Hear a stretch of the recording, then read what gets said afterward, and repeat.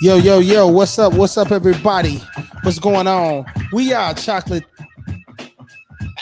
We're chocolate gumbo, brother. We are chocolate gumbo. We That's are what it chocolate is. gumbo. Jesus Christ. He's Hold smoking on. chocolate kush right about now. His mind gone. We are chocolate gumbo, y'all. Welcome to our world where we get to talk about some of everything. I'm RJ Mitchell. I'm Big Keith. And I'm Kendra, not G, but Kendra. Oh, see, don't put no G on her. Yeah, I don't know about you, Kendra. I don't know. She been married and got kids and still a little finer than you, though. Oh, snap. Okay. Let's talk about it. Let's talk about it, man. Keith, man, tell everybody what's going on, man. Okay. Well, you know what? This is chocolate gumbo. This is the type of gumbo is a type of soul food. You know what I mean? Gumbo is something you eat to make you feel better. And we all dark skinned, so we're gonna call ourselves chocolate gumbo. And me, I'm comedian Big Keith, comedian, writer, actor, father, divorcee, boyfriend, sneaky link.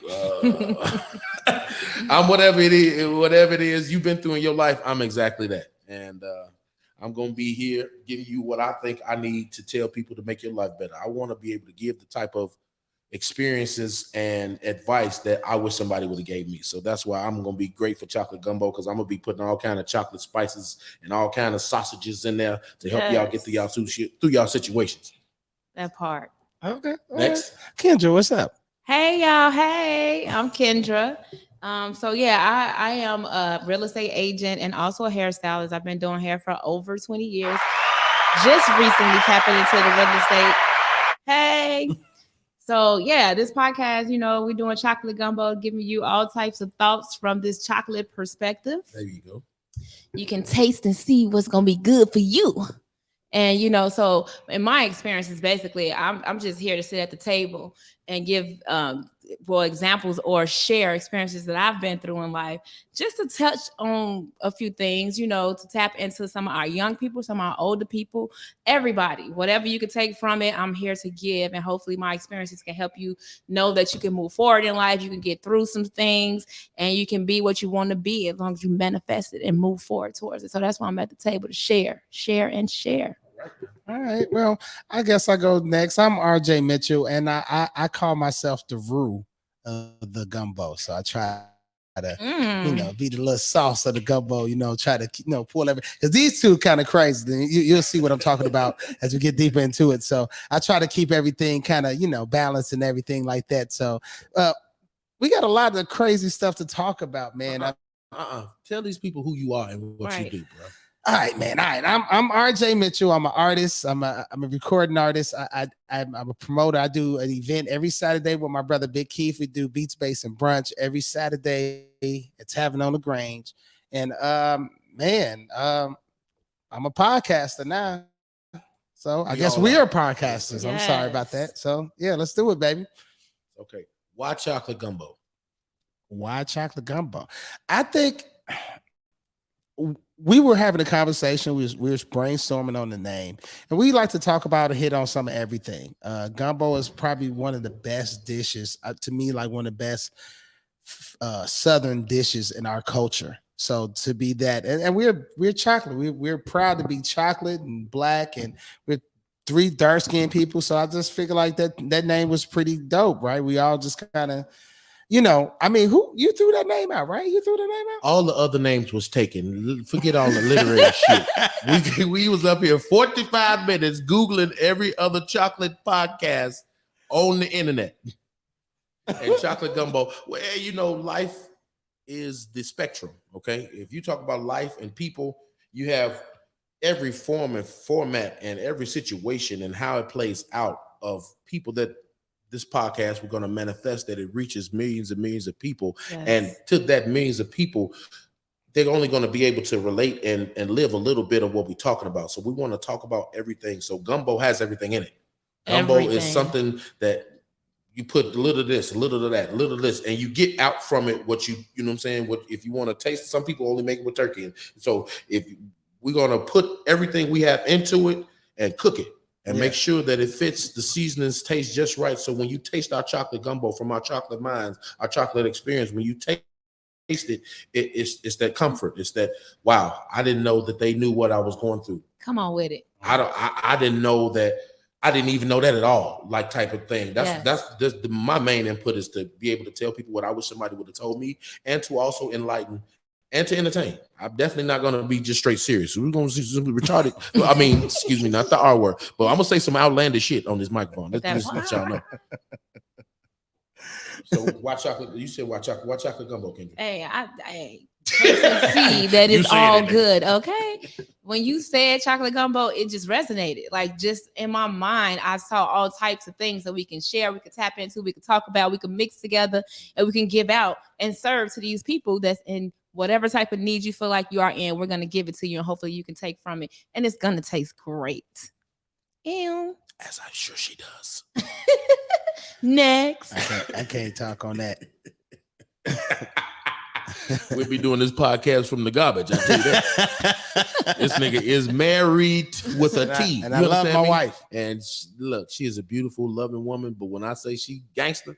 So hey, we ain't finna get him in no trouble. I start talking about pussy. He start looking down like, look, next topic, please. We cannot talk about no coochie on this podcast. This is not Black Coochie Podcast, okay?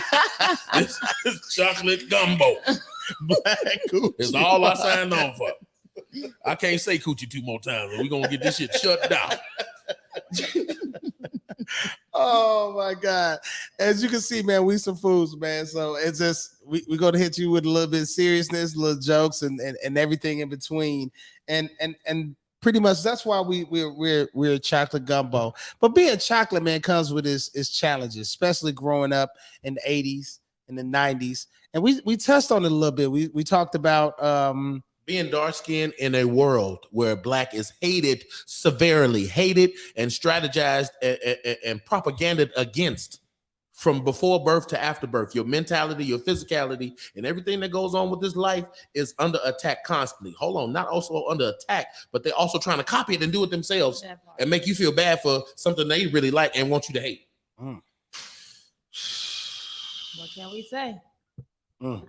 I mean, I just came up. It's just like I know I came up with like a kind of color complex. You know what I'm saying? Like I just felt like just being dark. I was the darkest one of my family, and it just felt like it's like, man, what's going on? You know, and then the dark jokes, and then it just made me feel like I wasn't really worth anything. Well, I guess when I was a kid, but the older I got, I got them to my swag. When I got in high school, I realized the truth that that the black meat is king, you know what I'm saying? But I didn't know that at first. I was just kind of, a little timid coming up. I don't know if that was y'all challenges or. Can you not say black meat and look at me no more?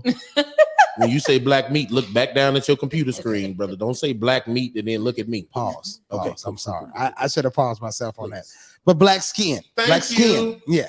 Black skin is really the thing, man, and it's proud. It's a proud thing to be dark skinned and just to wear the skin you in. It doesn't matter what color you are, but it's just proud to be who you are. You know what I'm saying? That's really the point. Yeah. I mean, for myself, I can't remember experiences of me just feeling like, oh, I don't like the skin I'm in. But I used to think I wasn't that cute when I was younger. I may have grown into cuteness or whatever. But one thing that I'm so tired of hearing today, oh my God, you're so pretty for a dark-skinned girl. And I promise you, I've been married twice. So within these last 3 years of being single, this is the longest I've been single. You single? I'm single. Single? Hey, I'm single. Podcast over. I'll talk to y'all later. It's time to work on something else. No, but seriously, like in these 3 years, this is the most I've dated because again, I've been married most of my life. And in this dating experience, I'll be wherever I am. You're so pretty to be dark skinned. And I had to ask my light skinned friend, like, what does that mean? Like, do you ever hear you pretty to be light skinned? No, and she said no. And I was just like, oh my God, like if I hear that one more time, I'm not sure what that means, but should I say thank you? But that's the only thing I can resonate with because I'm really not understanding that whole scenario of a topic or a statement, shall I say. You're so pretty to be dark skinned. Black is beautiful. The blacker the berry, the sweeter the juice. You ain't know? Like that viral soundbite. One thing you need to know, black by itself is luxury. myself. Look Hey, at the they eyebrows. want though. our melanin. They want our melanin. Okay. But it's stereotypical. It's stereotypical. It's stereotypical. And you know how far this goes back? Ancient Egypt. The kings. If you look at the Egyptians now versus what they supposed to be 1900, 18,000 years ago. Oh, well, I don't know 18,000, but you know what I mean? Like ancient Egypt, all the Bible was blacker than us, bro. Black as your shirt, like black. And now all the most popular Egyptians is light-skinned people. You know, and especially with slavery. With slavery, it was just, oh my God. It's like the only way to get light-skinned was your grandmama had to be getting bust down. And it's not even a funny thing. It's like forcibly bust down, unwillingly bust down by the people that was oppressing us and keeping us slave, and we ain't this and we ain't that, they ain't human, but you like that black monkey though. You show like Miss Hattie Mae monkey though, but we ain't human. We worth less than, you know what I'm saying, a dog back in the day. And then the house niggas was light skinned and the field niggas was dark skinned. It started with that. And then, you know what I mean, Barbie.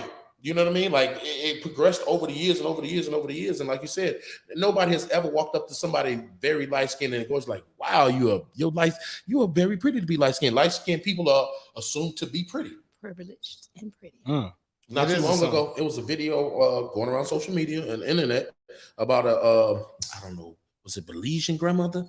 It was a grandmother overseas in one of them third world countries, and this lady would not let the baby play with a black doll. Wow. The baby who don't know black, white, good, bad, evil, happy, or sad, she would let the baby play with the black doll. She made her play with the white doll, and the mama recorded it and went viral for this shit.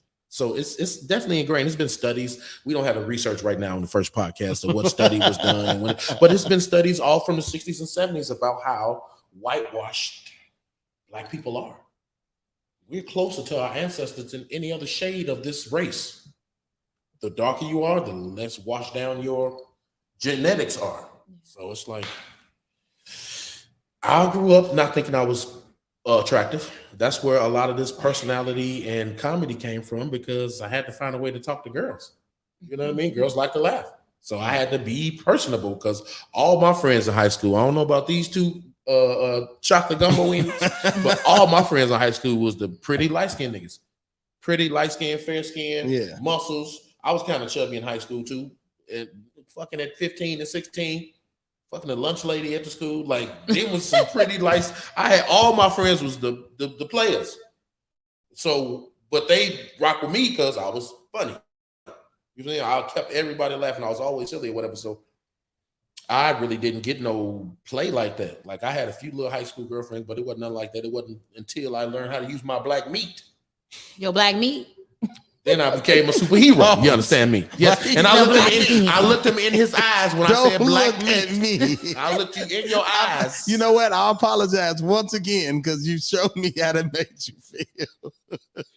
You know, my black meat. Oh yeah, you ain't the only one with some black meat at this table, motherfucker. But that's something we all had to grow up with. So I think to this day it still plays out when jobs discriminate people for having beautiful hair versus a girl with natural locks. That's been the thing that this discrimination settlement has came in lately. Yep, it has been.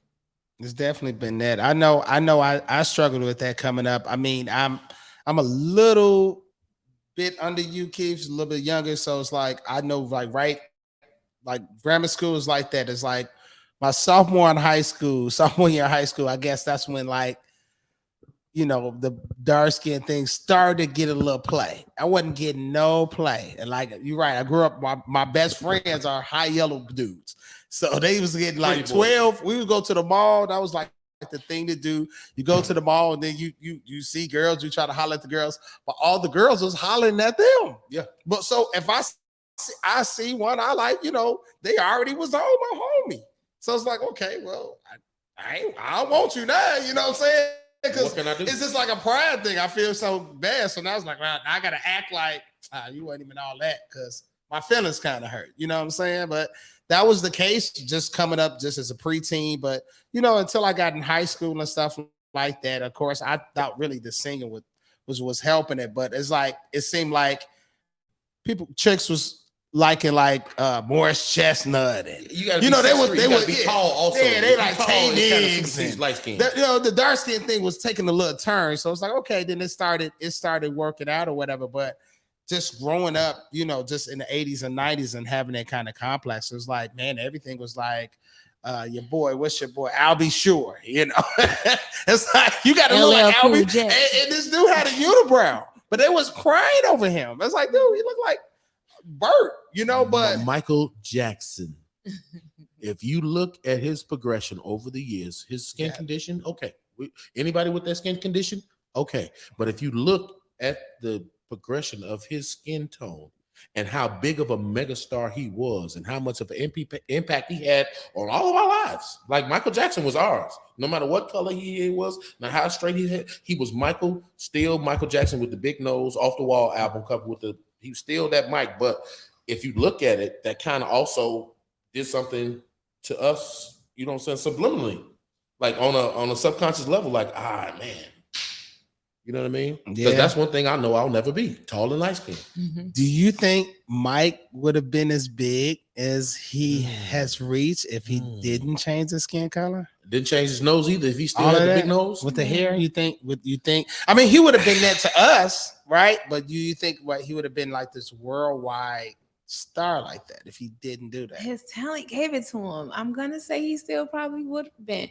I want to believe he would. I want to believe that, but too. A part of me kind of feel like that kind of helped stuff. Maybe. You know what I'm saying? I'm not saying I'm not in a disrespectful way. I know I'm really on the fence right here on the first episode. Listen, I don't want no smoke. I'm not coming disrespectful because I do believe he's the king of pop. Trust me, he's an idol for me. But I'm just saying, just the world impact, like people passing out, acting like he's Jesus. I think would he reach that level?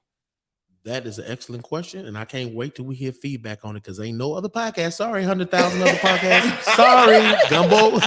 Good Chocolate Gumbo is the only one that said if Michael Jackson wasn't light skinned, would his levels of success kept exponentially leveling up over his career.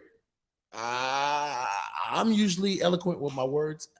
We putting it in the pot. Y'all gonna help us out. Put it in the pot. Let's talk about it. Because if you think about when he started changing his skin in the late 80s, early 90s, before anybody, that's back when plastic surgery was still only for white women and porn stars. That's it. They was having the skin pulled back. That's all they was doing, and the little boobs. Wasn't nobody getting no BBLs and skin bleaching back then like that, really. Right. So if you think about the era it was, it's all in the era. It's all in the era. 80s, 70s to 80s, 80s to 90s, 90s to 2000s. From the 70s to the 80s, Mike was a black dude. Okay? Black. Killing. His best, some of his best work to me was then. In that 10-year span, he started journeying off. Brown skin Mike, you saying? Or the light skin Mike? No, this is 70 to 80s. Whatever shade he was from 70s to 80s. Brown skin. From 70s to 80s, he went from a little kid to a grown-ass man. And he started branching off from his brothers. They didn't want to have the bubblegum sound. Remember, all the documentaries on the Jacksons said at that time, from the 70s to the 80s, they stopped. It wasn't the 60s no more. And they got stopped in that span of time. They got tired of sounding like bubblegum. You feel me? They wanted to sound like real artists. And the only real artist in that group was Michael Jackson. I'm sorry, Jermaine, Tito. I'm sorry, Ricky, Johnny, and Mike. I'm sorry, whoever else was in that group. But we don't remember you because your brother was such a king of music. So from 70s to 80s, his body of work was already impeccable. But from 80s to 90s, it's like going from a millionaire to $100 million to a billionaire. Like, that's from how 80s to 90s. It was unreal. It was crazy because Who's Bad? He was already changing his skin when Bad came out, right? Yeah.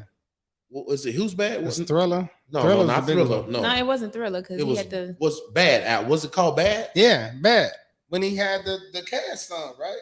When he fought Wesley Snipes in the video. Yeah, that's Who's Bad? Yeah. He was already. I'm bad. Isn't I'm bad or Who's Bad? I don't. We can have to. It's bad. Okay.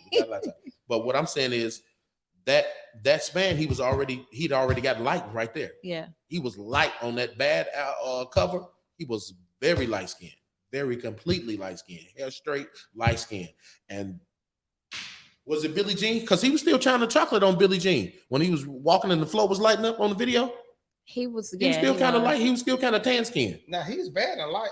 It's just bad, and he was light on hair. Cause hold on, I just seen it. Go to Billie Jean. Oh yeah, He's light on. Yeah, bad. but he was still kind of brown.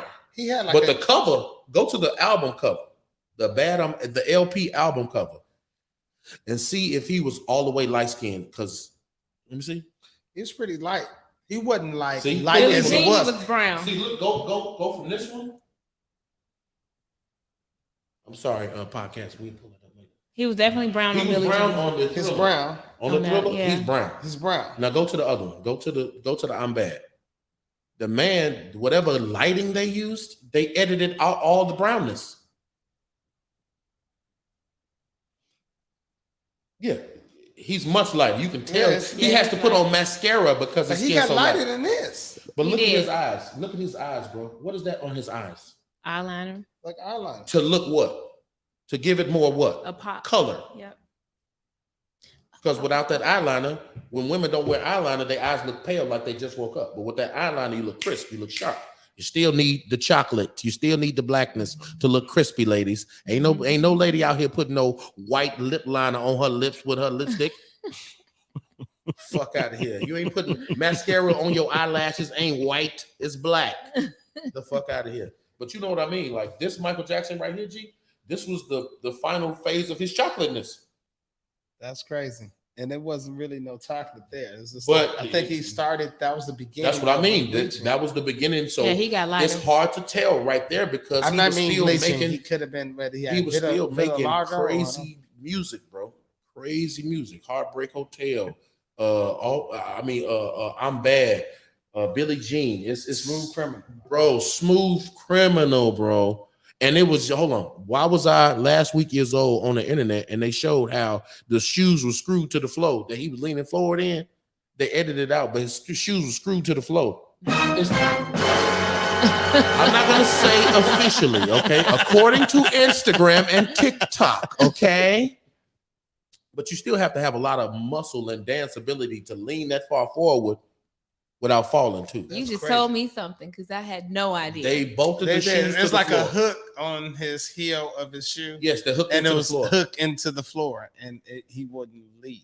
Shh, don't tell nobody. That's that, what they y'all. say. I thought it was We want to strings. I still didn't know. believe that he was just that flexible.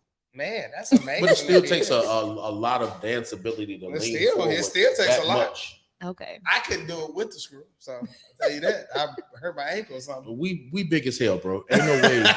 We too top heavy. We look like a before and before that picture. So. It ain't no way in hell I'm finna lean nowhere. I gotta lean on the countertop standing up straight. I'm so big. So, but yeah, Michael Jackson's color influenced his career. I don't know. That's crazy because he was such a polarizing figure at that time, but it definitely didn't hurt his career none.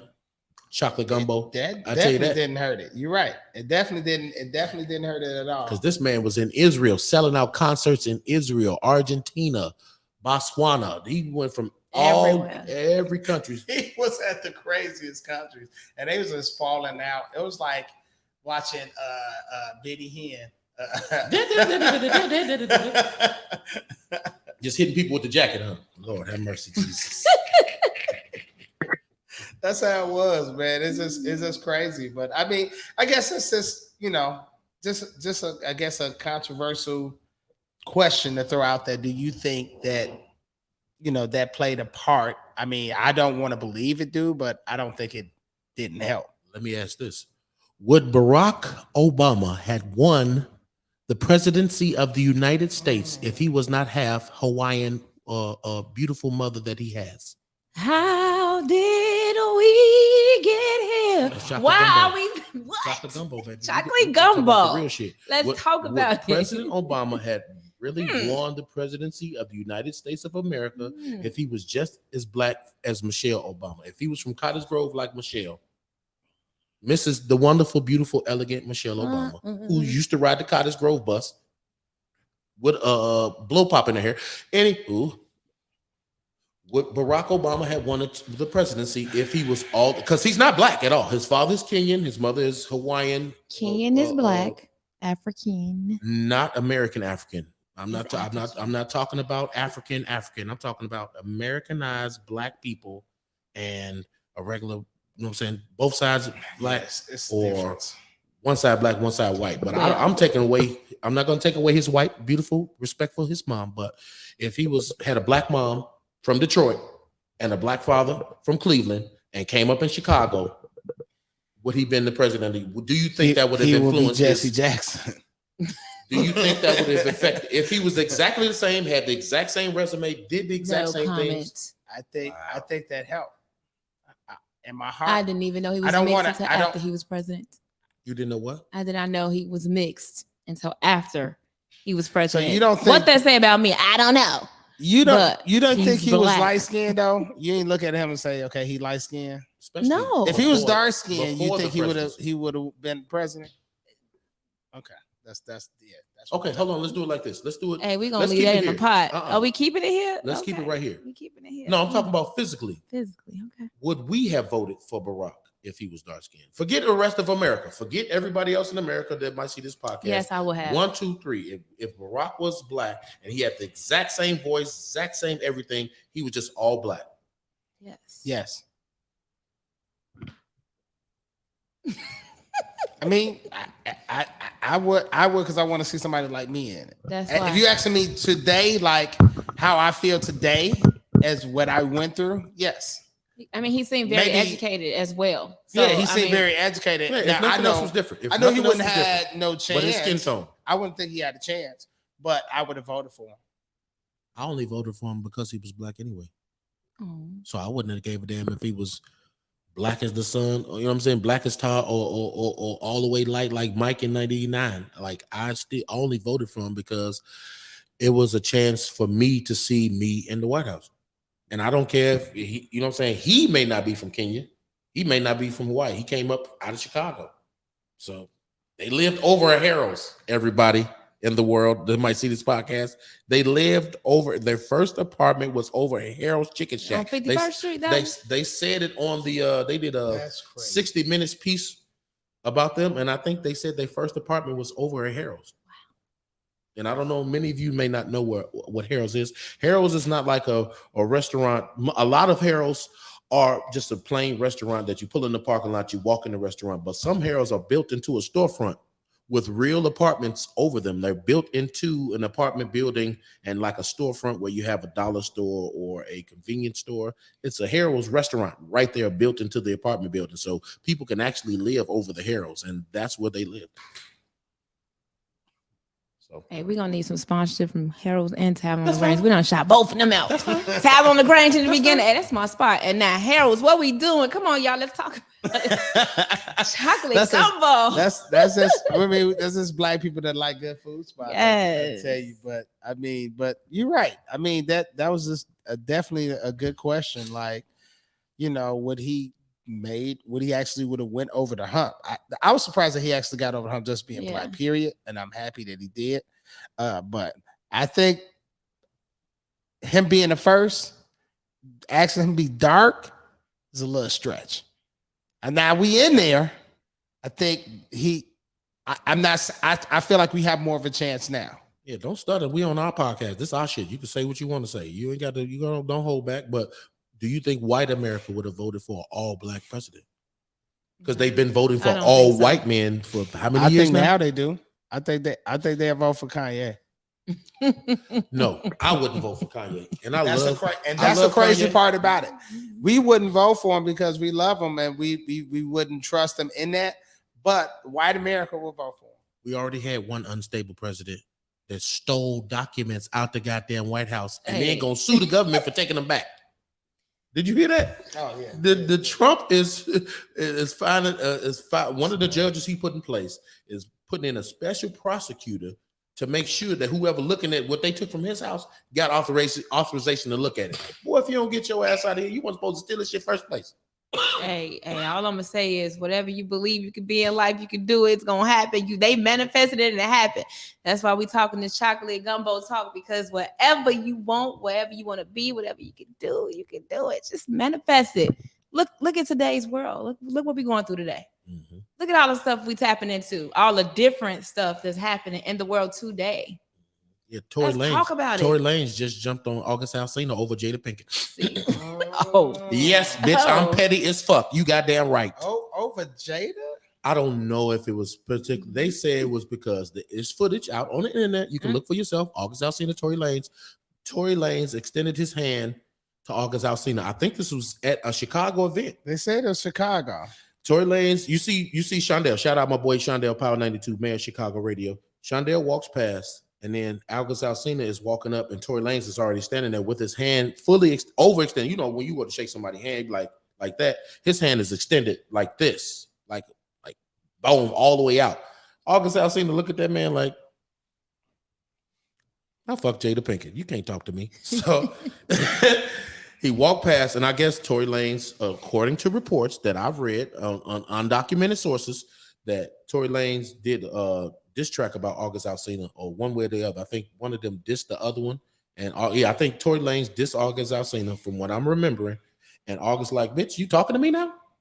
You talking to me this week? Because a couple years ago, you put it on record and put it out on the whole site, on the whole track that I'm this, I'm that. So why would I shake your hand now on some fake shit? Most of them motherfuckers, I don't fuck with fake people no way. So I don't blame August Alsina. If that's what you was basing your not shaking his hand on, if you don't like me, we ain't got to act like we like each other for no cameras or for the church people, or if we at the family reunion, the cousin I don't fuck with, I still don't fuck with you. I bring you some food because I'm barbecuing, so you can eat whatever you want to eat, but we ain't got to act like we that. Chopping it up and all that, right? You've been not fucking with me, so just keep not fucking with me. We just so happen to be family, or we just so happen to be R&B singers that's on the same tour. But don't act like you fuck with me all of a sudden. Like, you'll see your favorite TV shows. Just as a side note, you'll see your favorite TV shows, favorite movies, or favorite buddy comedies, or buddy action movies, or buddy whatever, or sister shows where it's a lot of women. They don't fuck with each other like that. They're getting paid to be on the set, and then after this shit is over, You go. they gone. They don't fuck with each other like that. Like Shaq and Kobe, or the women on The View. Like, not saying the women on The View, but certain shows you think motherfuckers was best friends, and they just on the show together. They know how to be professional and do their job. Just because Tory Lanez and August Alsina on this concert or on a tour together don't mean I'm finna fuck with you. But don't mean just because I don't shake your hand you can beat my ass either. Why did you think that even do that? Why would he even want to fight him for not shaking his hand? Small man complex. Come on, man. I'm smart. Yeah, Tory Lanez little. He is little. little. He popular, and he Come on, wants y'all. to influence. Come on, look, guys. Y'all can't be doing that, man. Because listen, guys are short guys. Everybody talking about us. Listen, because I'm short. I mean, I'm 5'8", but I'm short. 6 feet, you short. Yeah, you short. Let's keep it real. If you're under 6 feet, you short. So guys, we short. The shorter we are, it's like everybody talking and y'all doing shit like this, and y'all proving people right, the stereotype right. Like Tory Lanez, you swinging on just what's the point of that?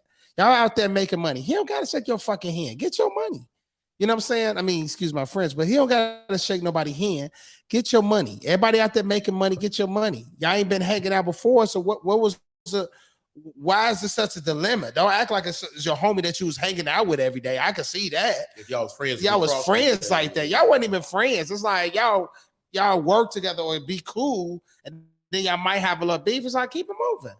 I don't know. Have you experienced that from different types of women? Because I know when you find, I know women look at you and want to be you and know they can't be you and mad at you because you look a certain way and they don't. Do you ever go through that, like short women or women that are not shapely, or you know what I mean? I mean, I really don't know because I don't let that bother me. I do notice though, in this day and age, when I found myself all over again, and when I noticed that I could be intimidated in the room, and I noticed that some women would look at me and roll their eyes just from my, not even just appearance, my your physique.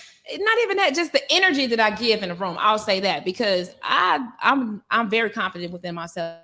But I'm not conceited. I just know who I am these days. So when I walk into a room, I exude confidence, and it grabs other attention. And the women, some of them, not all of them, look at me like, but I love on all my women. I really do. I love on them. I tell them they're beautiful. I befriend a lot of women, and some of them just kind of be like, you have no reason to not like me because I feel like I'm likable. But whatever reason you don't like me, it's your own reason. You have to ask yourself that. All natural? I don't know. All natural? Yes. All natural? Yes. No surgery? No. At no time? No. Not a tummy tuck, not a lipo. I No, had no. lipo once. Okay, but you didn't have I nothing have never added. had nothing added. I had Nope. some fat taken away. Okay, well that's normal. That's it. Okay, Once. so what do you think women who go spend all this surgery on a new booty, new this, new that, and you walk in with your natural sexiness? What do you think they? Do you think they are? You know what I mean? Like, do you think they feel a certain kind of way? I do. It's women that ask me if I had a BBL. Oh, you had a BBL? And No. don't believe you, and don't believe you at all. Don't believe me. I've never had it. I go to the gym. I actually work out at least 3 to 4 days a week. And, you know, I'm trying to build my physique off of actual being healthy because us as a Black culture, we don't really know how to be healthy, you know, from being raised Southern or whatever with soul food and all of that. Like, we don't know how to be healthy, but the older we get, we need to learn how to be healthy. So I try to work out. You know, I don't want to be under a knife because what I've noticed, and I'm not hating on these women that likes to go get these surgeries, but choice, yeah. if they don't work out even afterwards, they start looking botched. To me, that's just my personal Hold on. opinion. If you have a surgery and you lose too much weight, you can tell that, okay, your legs is little, but your booty is big as a The helmet. hips don't match. So you look like the worst kind of pig. You look like But a I ain't please. talking about it. I ain't hating on it because I'm like, oh, I want a tummy tuck, but I just haven't done it. It seems like it's a soft subject though with women. I know from my experience. I know you talked to had a lot of conversations about that. It's just for guys. It's like okay, do it look nice? Some of them do. Some of them do. No lie. You know what I'm saying? But when you're talking to a guy that really cares about a woman, a guy that cares about a woman don't want to sacrifice his woman for that. You know what I'm saying? Because it's like, man, baby, you good just the way you are. Now, if you got your butt is bigger, I ain't mad at it. But do I want you to go under, you know, something drastic like that? Like to do that? Nah, it ain't that serious for me. You know what I'm saying? I mean, I don't know. But it goes into what women have to do to feel attractive too, bro. Yeah. Women have to do so. We get a haircut, put on a clean shirt, clean shoes, good. Like this is the best it's gonna be. Like haircut, line up. You know what I'm saying? Get your car cleaned out. You feel me? Clean gym shoes, money in your pocket. You know what I'm saying? Some shit going on in your real life, and that's what it is. But men are having a surgery too. They're getting dick lifts and dick enlargements. What? And yes, they putting meat in your meat. Abs. They You putting lying. some I've never meat heard in your that. meat. No. Yes. No. He's not lying. They're Are you going overseas getting it like the women. Hey, hold on, tummy tucks, big dudes. I've seen some dudes on the internet get tummy tucks and suck that out, and yeah. It's Okay, really, y'all, what's it's going really on here? all encompassing thing. But far as women have to get their hair done. They got to put their makeup on. They got to put. I got daughters, bro. I got 3 teenage daughters, and I never know what these little kids go through so much just to feel attractive, bro. Hands and feet done. All I do is put on some lotion. They got to put on lipstick and liner and flattener and fluffer and ears pierced and man, please. It's so exhausting to be a woman. I can't imagine what y'all got to go through. 3-4 hours to get a hairdo. $500 to get a hair. This is crazy. Here's Well, $1 I'm billion glad I'm industry. hairstylist.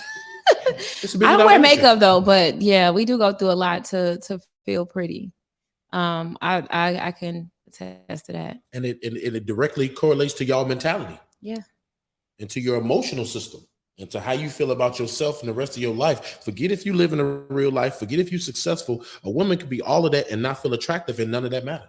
So if I'm asking, and I want y'all both point of views. No, you cannot get a BBL. No.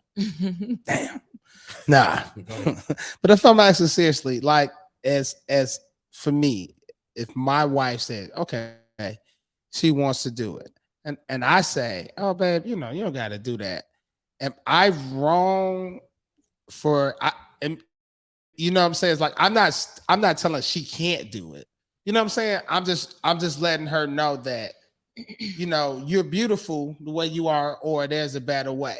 You know what I'm saying, or whatever. I think we can do this, or you know, what should I stand at from your perspective? How should I stand, or how should I go about that? And then from your perspective, like how should I stand to go about that?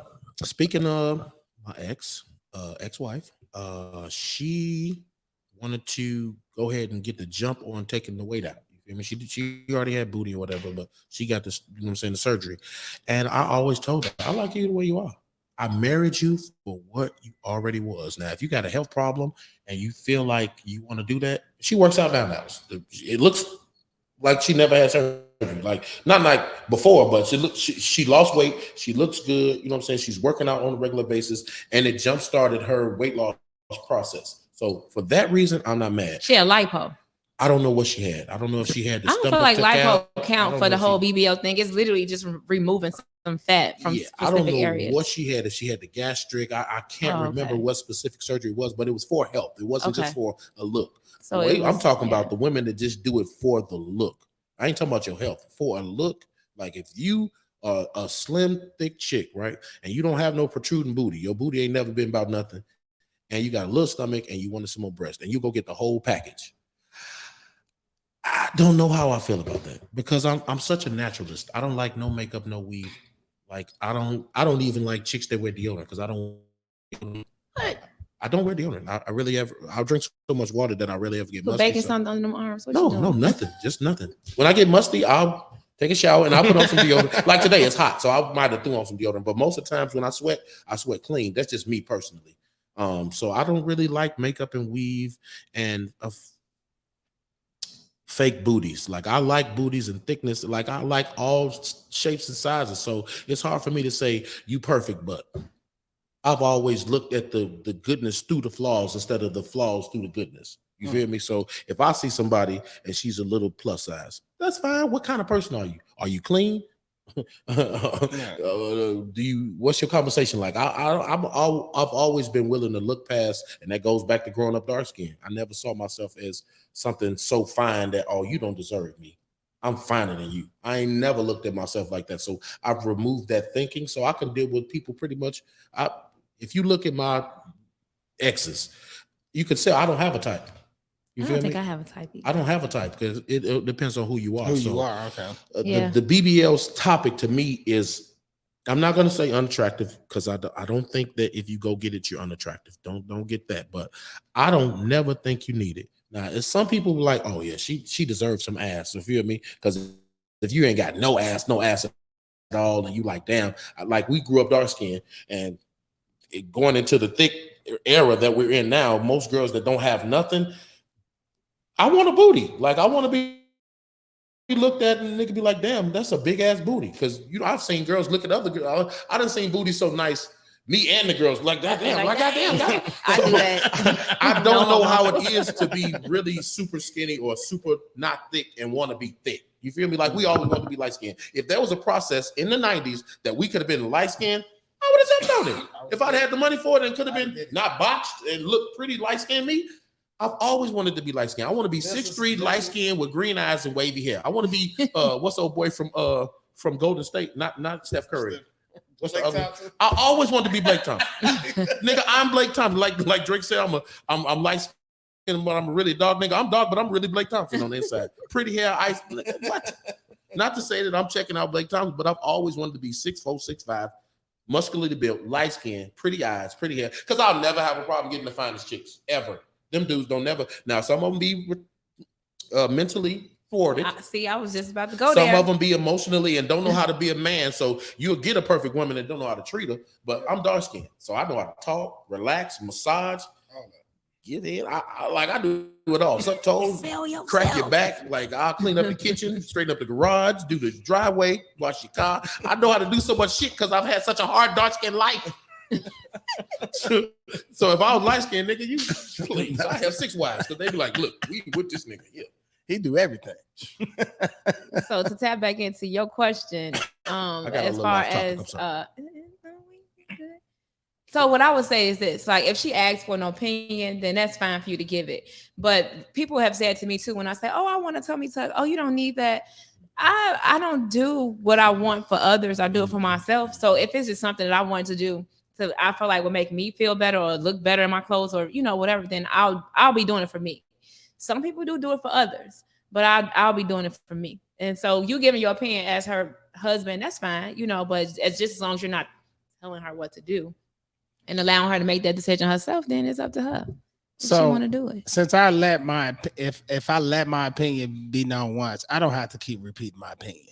if she wanted to do it, then let it Yeah, go. right. Don't be responding. Because sometimes you know how I feel like we be trying to drill our point across. That's because like, you're trying to make her do what it is you're saying. It's really not you okay. can't make her. You're right. That's not cool. You're right.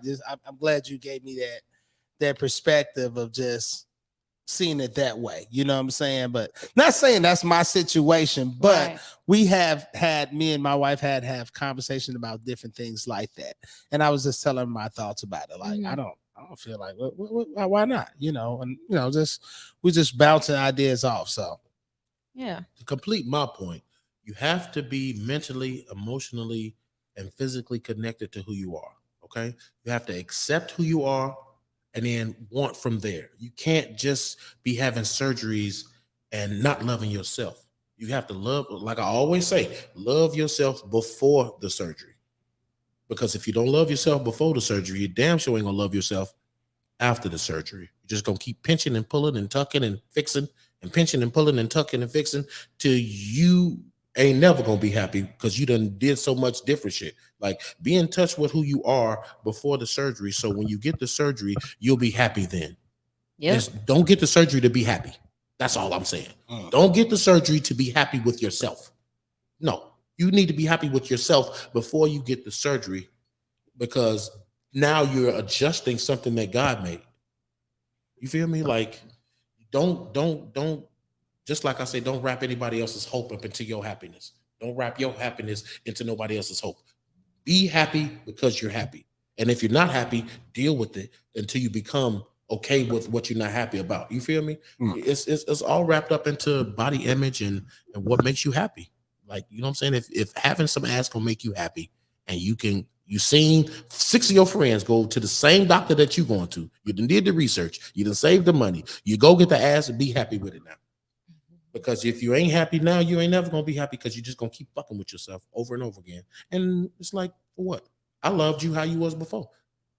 And a lot of people don't have that love. A lot of people lonely out here. You feel me? A lot of people with someone and alone. Like it's so many different levels. That's why Black Gumbo is perfect for what's going on in the world because there's so many different variations of every aspect of life that's going on that, you know what I'm saying, we're gonna be able to patch into what, you know what I'm saying, is really going on.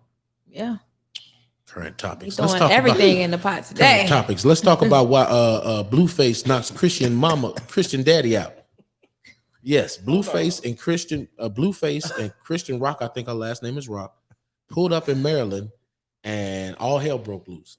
The footage is online. Go online, just Google Blueface and Christian Rock, and you can see where the daddy swung on Blueface. Blueface didn't get off the plane and whoop this man's ass. The man swung on Blueface. He beat the change out his pockets. Anytime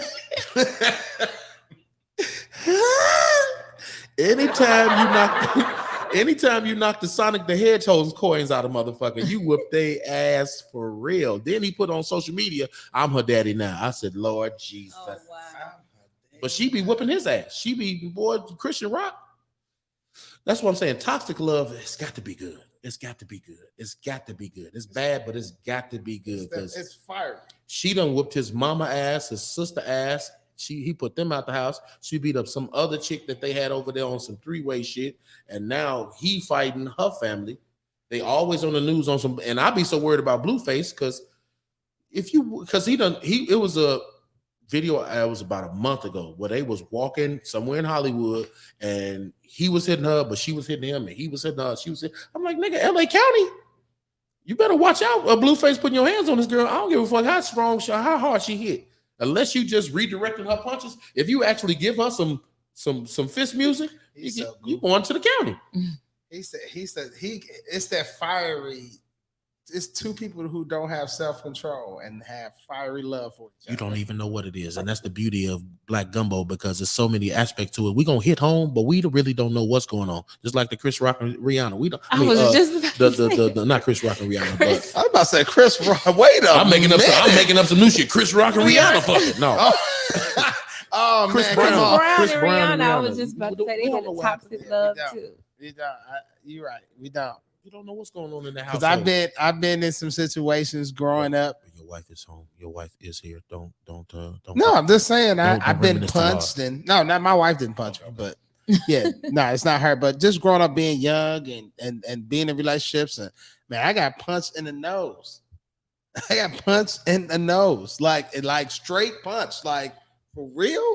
Did you hit her back? No, You cheated I on didn't her? hit her. No. You called her a bitch in front of her mama, some shit. Nah, you would said think that. You told your friends you fucked her, but you didn't fuck her. Nah. It wasn't nothing like that. It was Because like it's only certain so many shit you can get punched in the nose for, especially in the 90s, nigga. So I'm watching your ass now. nah, man. What you do? I didn't do nothing. They were drunk. Okay. They were drunk and they was just talking and just swung. Wow. What was she talking about? Like, what drew the It was swing? so insignificant. I don't remember. Wow. Because you would think if I got hit in the nose, it would be something serious. I know you and why that black I gotta meat. get. You and that black meat back in the day was fucking around. Yeah, I know what it is. Nigga. Yeah, you'd think that it probably was something like that though. Yeah, but real talk though, when it's a relationship like that, it's real. The funny thing about toxicity, toxic people, they still can fall in love. That is It's crazy. a toxic love. Yeah. But yes. That's That's crazy crazy. though. That's insane because people that ain't ready to be, it's all kind of people that fall in love. But toxic people, when you fall, and hold on, both of them seem toxic. It ain't just one is toxic and the other one ain't. Both of them seem like Yeah, they're trying loving to the toxicity level. They're trying to outdo it, like trying to go. Like I bet you. Like man, I don't know what they trying to do. Because one day she pissed off and storming off. The next day she's showing love that she professing his love to him. She's sucking his toes on the plane. Then the next day he telling her you can get the fuck on, and she like I don't give a fuck. You know who I am. I can get the fuck on. So young love. Okay, let me ask this question to the chocolate gumbo. Which one is more toxic? Young love, young adult love, or grown love? How many more toxic people have you seen? How many on the comparison? How many? What's the ratio? Is it more toxic teenagers or young adults or grown people that's in toxic ass relate? Because it's grown motherfuckers. 40. It's motherfuckers 40 beating each other up in the street. I was at a party a couple weeks ago. I performed at a backyard party. The man and the woman outside because he's so insecure, can't nobody hug her. Her cousin hugged her. Male cousin hugged her. They at the car fighting. He hitting her, she hitting him. Drunk as hell. That's crazy. Toxic love. That's toxic, baby. That's toxic. And it's on every level. It's on. Which one I worse? would I say don't more know. young adults. I can't 'Cause you hear you had in the that- mic. Speak in the mic, bro. I say more young adults. I say more young adults. I because it's like that's the chance where you have more freedom. Yeah. This is your first really chance of freedom, and you don't really understand. I think like even when you're a teenager, you got like a little false sense of reality. You know what I'm saying? What you can and cannot do or whatever. But when you like an adult, you got this freedom that you never had, and it's like I can pretty much do everything. You know, you feel like you could do everything until you find out you can't. It seems like you should grow out of certain shit. Yeah. You know what I mean? It seems like that after a while you should kind of figure it out. Yeah. You was married for how long? How many times you were married? Twice? Twice. For how long altogether? From 18 to 32. From 18 to 32. So 16, pretty much 16, what 14 years? I don't know, but add it up. So you haven't had that many relationships? No, I have not. Let's see. 30, 18, 13. No, there was more than that though, because my first marriage, I was married from 18 to 32. I'm sorry. And then my second marriage, I was married from 35. Dang, y'all trying to get me to tell my age? No, Yeah. hold on. Didn't nobody say nothing about your age? I said, Just say how just many years were tell you it on married? yourself. You Okay. want to tell on yourself. Oh, I've only been by myself for 3 years. Okay, so you've been married. Oh, you know what? We Next ain't giving question, it to- Jesus. Because this child. See, here- I had to like I ain't trying to tell my listen. A long time, okay. So when you don't have the experience of dating, you really don't know what you like, what you don't like. We just tapping into stuff, marrying for some wrong reasons, actually. So you know, if you were in a regular relationship, right, not a toxic relationship, did it grow to be toxic towards the end? Was it toxic at the end? last one kind of did. It was toxic towards the end, or it was toxic altogether? It was toxic. I don't know. I think we should start this off. Lord Jesus. So Turn the you camera don't- off. Turn the you camera. don't- Stop recording. See, Jesus. she said, I don't know. It was toxic, probably more towards the end. Okay, yeah. But I did not notice red flags. I didn't pay attention to the red flags. It's always red flags. We ignored them for whatever reason, and then you start paying attention, and then it just got really toxic at the end in Well, that if last you remember, marriage. that's how we started this idea of us doing a podcast That's how together, we because we was met. talking Well, at a bar yeah, about yeah. just going through shit, and I said something like, look, I'm at the point in my life where I don't think I'll ever give anybody my all again. Yeah, and I'm like, no, I believe in love. You can't do that. Because I don't think that in my I give it depends on what type of person you are. I'm the type of person that I give all. I go all. I give I'm all or nothing, first of all. That's who I am, period. So when I get in a relationship, I'm really all or nothing. I got married to a person who gave me her all. So I gave her my all. But at the end, I had nothing. I have nothing. I had nothing, no emotion, no time, Nice no to meet energy. you. The money was depleted, credit fucked up. Like I had nothing but 4 bags of clothes in a car and my kid, like 2 cars. But like, I'm not giving nobody my all anymore, G. I can't. I will not ever. I will give my all to a point. And that's where Kendra was like, you can't be like that if you get married again. If I get married again, it won't be because of love. And see, she taking the headphones off. Jesus. But that was the original dialogue, right, Kendra? Hey, y'all, this is how we're here today. Like we met, we talked, we chatted up, and we connected. And we're here to give y'all all this topic, this information that y'all need to or want to hear. We want to dive into. But you're absolutely right. I don't like the fact that you're saying that you wouldn't give your all because that's not fair to your next mate. Just because you wasn't with the right one in the beginning, why not fall in love again and give your all to the one that's actually deserving of it? Because going back to saying, I cannot be in this position again. I cannot put all my faith into mankind. And a woman is part of the human race. And I will never, ever, if I had Never say never. if I had $100 million, right? And I'm giving this woman my all, I'm only giving my all to 10 million. I'm not giving her the other 90. That other 90 is for other shit. I will only have $10 million for this relationship, and I'll give you my all up to 10 million. And that's just a loosely saying. Like if I was $100,000 nigga, right? I'm not finna give you my all. I'm not, because when you gone, you gone. And I have nothing left. I have nothing left now. Nothing. I gave this woman everything, and it wasn't enough. It was never gonna be enough. So How in you my know it experience, wasn't enough though? How you know she just didn't know how to receive that type of love? You know what I'm saying? Her mentality could have been different. She probably didn't know how to receive it. But the woman that you're not willing to give it to is ready for it and open and just ready to, and she's robbed of that. Like, it's just not fair. I'm gonna give my all to a point. Period.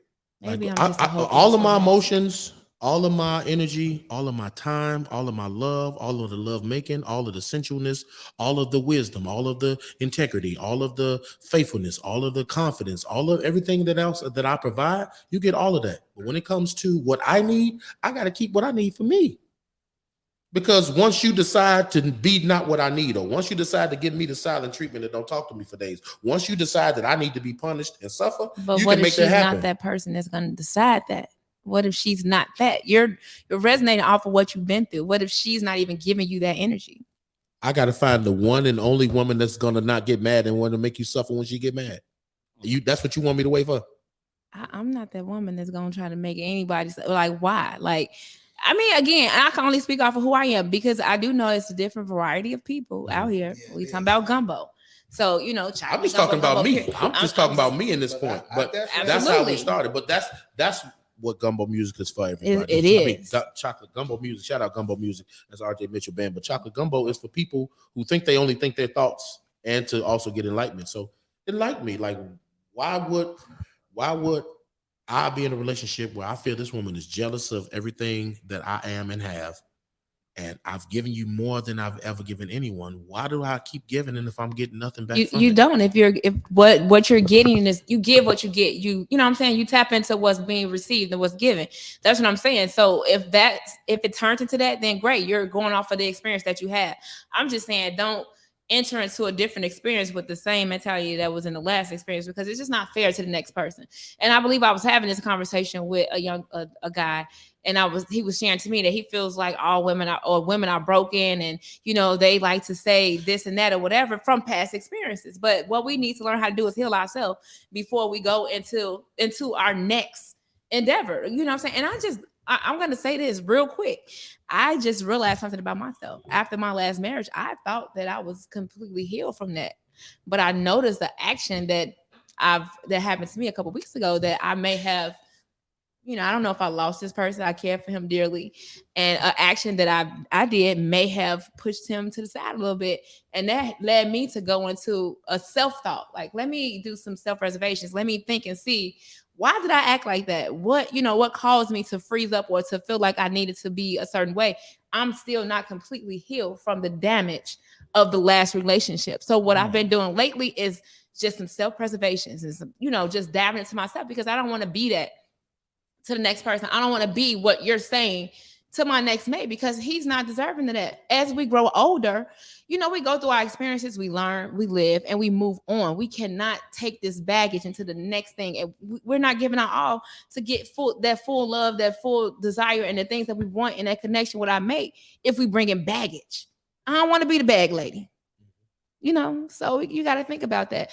Once you heal from that situation, then maybe your verbiage will be a little different, but you don't know. You're still, resonating in it. So, and to the point you said the young man was talking about, all women are broken, sir. Everybody's fucking broken, sir, including yourself. Whoever you was talking to, look me in my eyes, sir. Everybody's broken. We all broken. So it's we just not gotta recognize it. It's not that all women are broken and damaged. Everybody that's had their heart broken. What do you think they call it? A broken heart? Yeah. Because it's broken. And just like a screen on the phone, it's going to crack, one little crack, then a bigger crack, then another crack. Then you need a whole new phone in a minute. What about you, RJ? How long you been married? I've been married about 5 years. So it's you're right. It's a lot of healing, and it's a lot. It's from what Keith was saying, I get what he was saying. As a man, I understand what he was saying. Sometimes you can pour so much into something that you forget about yourself. And I want that man. Pour something into me. I ain't found him. I don't want nobody. You found me. Podcast over. I don't want nobody to pour. I want them to pour in themselves too, though. And that's what I learned, because it's something about self-love. It's a way that you can love yourself that can fulfill you in a way that you're not even requiring too much from your mate. You know what I'm saying? Not they assisting you. But when you don't have self-love, it's almost like you're pulling, you need everything from them. Yeah. It's like they got to be perfect. They got to be all of this that that you're not. And it's like I learned that, like, just in my marriage, that just with myself, it was more about me. You know what I'm saying? Like, it's easy. I could point the finger because I could look across the room and say, hey, you not doing this. It's like, what you not doing though? Like, not just without her telling you what you not doing.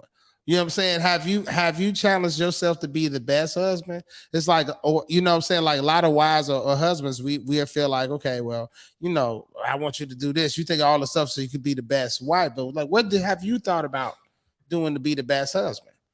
It's easy to look across the room and tell everybody their job, but it's hard to self-check yourself. And I know, just like what Keith's saying, like, sometimes you get in a position you love so hard that you pour everything into that, and then he didn't have anything for him.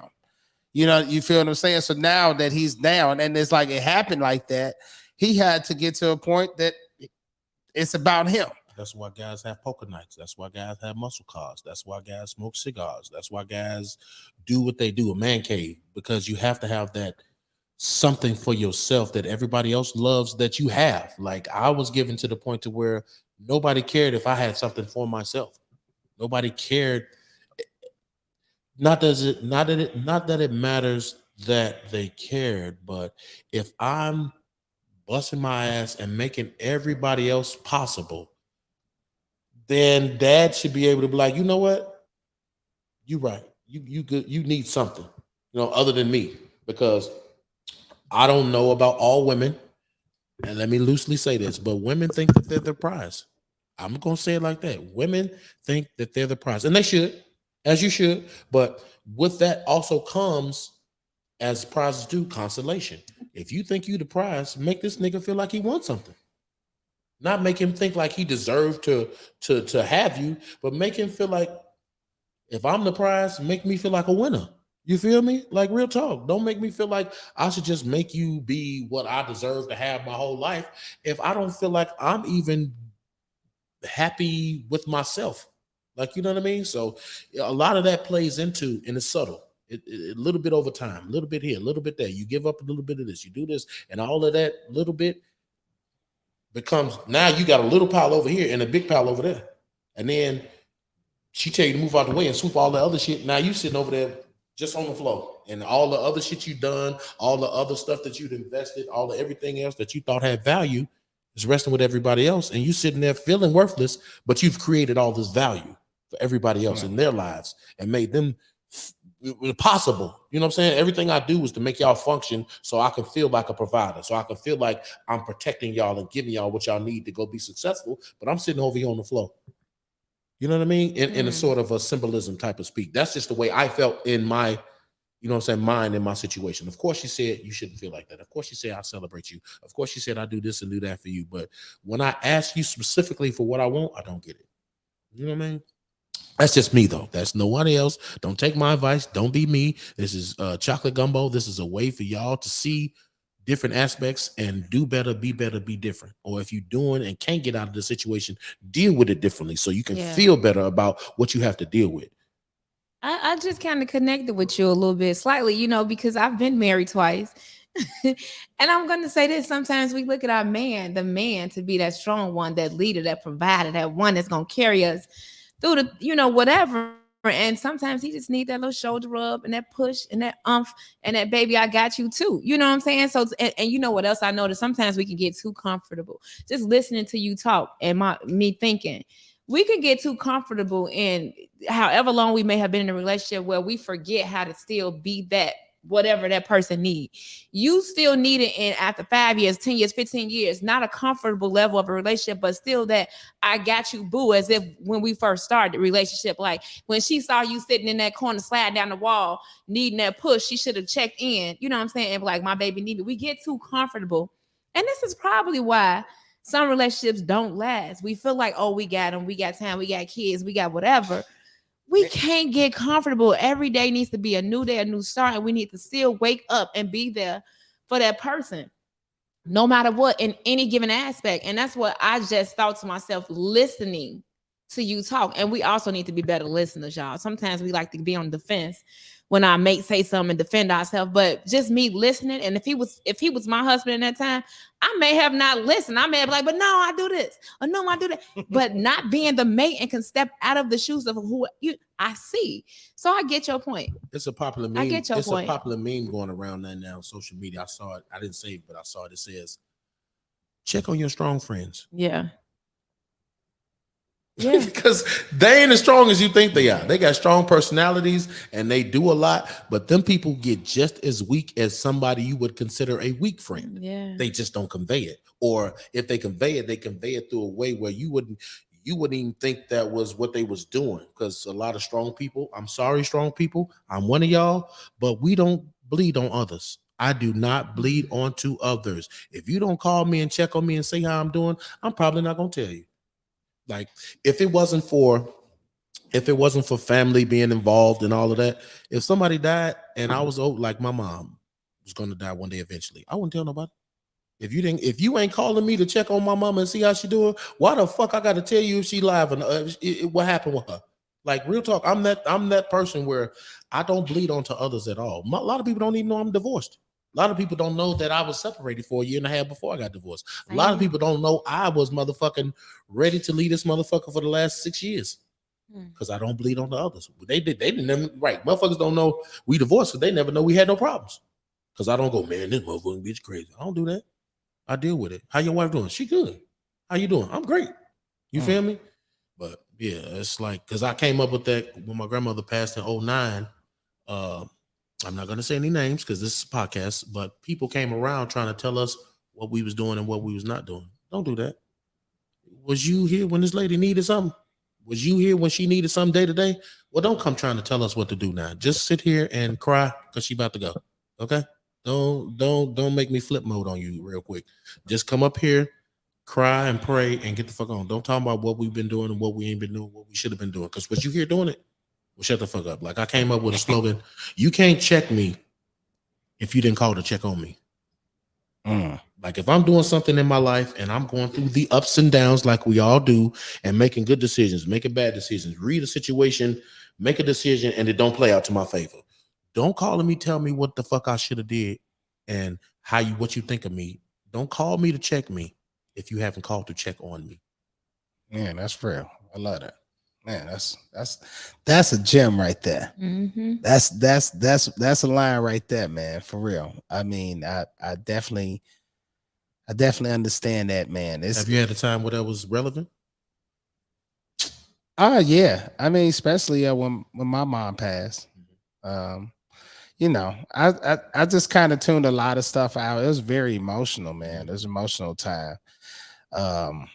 Just with the family. But it's yeah, you're right. It's just like you that ain't the time you trying to hear none of that shit. So it's like you pretty much handled it well because I might would have snap the fuck because I'm at that point you to at the where ledge. It's like you just feel it all through your body. And it's like, hey man, like I ain't trying to hit none of that shit right now. it's a right and the wrong time, and now is the wrong time. You know what? Not to be funny, but I just got to say this: when people lose people close to them, man, like those like cliche sayings, like people want to hear that shit. People don't want to hear guy that don't make no mistakes. People don't want to hear that shit. I mean, I'm people. I mean, I can't speak for them too. I'll let them speak for themselves, but I can't. I don't want to hear that. You know what I'm saying? Now, in the moment, I get what you're saying. You know what I'm saying? And I understand why you have to say it. But I don't want to hear that shit. You know what I'm saying? Like at that moment, I don't want to hear none of that shit. When somebody lost a child, they ain't trying to hear that shit. Somebody lost a parent. Somebody lose a child. The good die young. Boy, if you don't get the fuck out of my goddamn place. Yeah, like shut that dumb shit up. Like I mean, I know we got off script, but that just reminded me of a moment that I had. We were just talking about that. It's like if people going through stuff like that, it's like they don't need that. If you don't know what they're going through personally, like you've been through that shit, don't speak on it. That's just encourage and be like, hey, I'm here for you or whatever. But if you can't really relate to that subject, like even with, I just feel like with relationships, like you've been divorced, you can talk on that. I ain't been divorced, I can't talk on that. You know what I'm saying? Now, you know, and I ain't planning on it. Like I'm playing like everybody. That's with all those things. But it's like your single friends trying to talk on you about when you're married. You ain't doing that. I don't give a fuck if you've been. I'm sorry, but I don't care if you've been together 15 years. That has nothing to do with it. It's a whole different thing. I've been in a relationship with my wife for 9 years, and I got married. And I talked to this older guy. I was like, man, I just got married. I was like, oh man, you've been together 9 years. He told me, listen here, young man. Throw all that out the window. You don't know what you're talking about. You don't know nothing.